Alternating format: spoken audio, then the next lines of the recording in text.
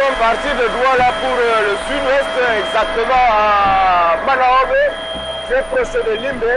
Et là, nous sommes déjà à l'embouchure du Bouri que nous sommes en train de traverser. Vous voyez là, ce sont les bateaux qui sont au niveau de la bouée basse pour entrer dans le port de Douala. Cet itinéraire, il le connaît par cœur. Ce trajet, le colonel Pellené l'a effectué des dizaines de fois. Mais le rythme de ses visites s'est accéléré depuis qu'il dirige le BIR, le bataillon d'intervention rapide, l'unité d'élite de l'armée camerounaise, en première ligne au Nozo.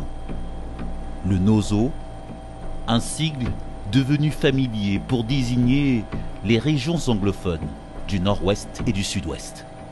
Ok, c'est bon là, on se pose. Ce matin-là, le coordonnateur général du BIR est attendu sur la principale base de l'unité, près de Limbe.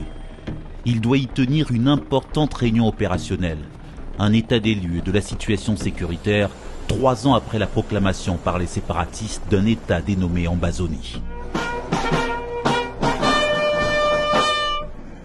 Des officiers supérieurs basés dans le Nozo ont été convoqués, ainsi que les commandants de zone.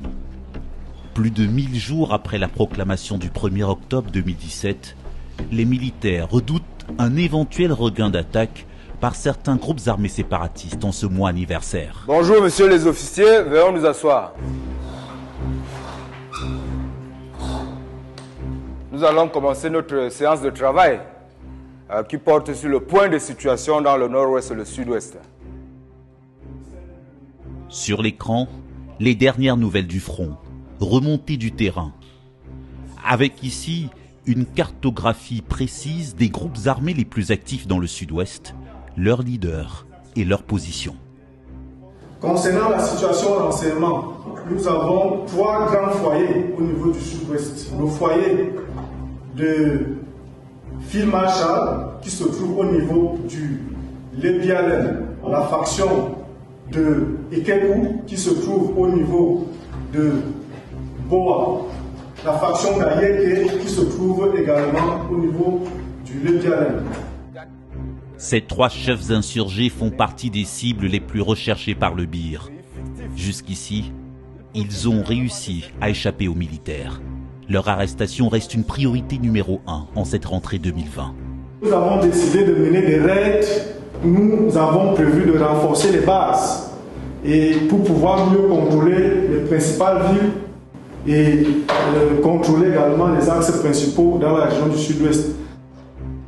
Au sud-ouest comme au nord-ouest, le dispositif militaire tente de s'adapter à une nouvelle donne. Dans la zone d'action. 43 ans, la crise a pris une nouvelle tournure, celle d'une guérilla. Presque plus de lignes de front, mais des combats épisodiques qui ont lieu de plus en plus souvent en pleine ville. Désormais, ils se cachent à l'intérieur des villes. Leur armement a aussi évolué. Ils ont un peu plus d'armes de guerre qu'ils en avaient auparavant. Mais il faut noter que l'accès reste difficile pour eux. Aujourd'hui, en perte de vitesse, discrédités auprès de l'opinion, ils ont recours à des actions de terreur. Le conflit entamé en fin 2017 a déjà fait au moins 3000 morts selon des ONG. Des centaines de civils ont été tués lors de combats entre soldats et insurgés. Et avec le nouveau contexte de guérilla, le risque de victimes collatérales, de bavures ou de méprises est devenu encore plus grand. Si un terroriste tire et qu'il est dans la foule, et qu'on n'a pas moyen de l'atteindre véritablement, lui, il vaut mieux ne pas tirer. Est-ce que vous avez compris? Voilà. Juste une petite exaction viendra gâter tout le travail que nous avons fait. On reste professionnel jusqu'au bout. Autour de la table, le rappel des règles d'engagement.